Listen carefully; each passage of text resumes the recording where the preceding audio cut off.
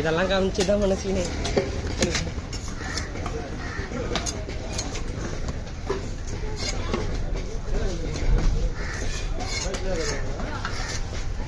என்ன ஃபோன் உங்களுது? Samsung line இருக்குதா? OnePlus நான் எனக்கு 2 நம்மளது OnePlus 2 தடவை லைன் வந்துச்சு. 2 தடவை மாற்றி கொடுத்துறாங்கண்ணா.